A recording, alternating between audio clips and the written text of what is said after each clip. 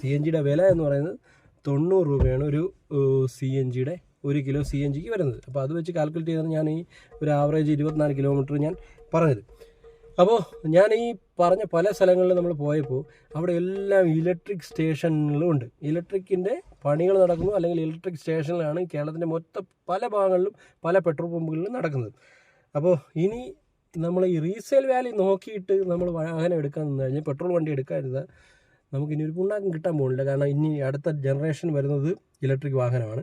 അപ്പം നമുക്ക് പറ്റുന്ന നമ്മുടെ സൗകര്യത്തിനനുസരിച്ച് നമുക്കൊരു ശകല ആഡംബരം കാണിക്കാൻ പറ്റിയൊരു വാഹനം, വില കുറഞ്ഞ ബഡ്ജറ്റിൽ വില കുറഞ്ഞൊരു വാഹനം എന്ന നിലയ്ക്ക് നിസാൻ ഏറ്റവും ബെറ്ററാണ്. നിസാൻ എന്ന് പറഞ്ഞാൽ നമുക്ക് ചെറിയൊരു വാഹനമല്ല, ചെറിയൊരു വാഹന കമ്പനിയല്ല, നിസാൻ ഇസ് ജപ്പാൻ. ഓക്കെ, അപ്പോൾ ഇതൊക്കെയാണ് ഞാൻ ഇതിൽ പറയാൻ ഉദ്ദേശിച്ചത്. ഞാൻ ഈ നിസാൻ എടുത്തതിന് ഏകദേശം ഒരു 3000 കിലോമീറ്റർ കൂടി സാറ്റിസ്ഫൈഡ് ആണ്. ബാക്കി ഇനി സർവീസും കാര്യങ്ങളൊക്കെ നമുക്ക് നോക്കണം. നോക്കിയിട്ട് ബാക്കി ഞാൻ പിന്നെ പറയാം. ഓക്കെ, താങ്ക് യു, നന്ദി, നമസ്തേ.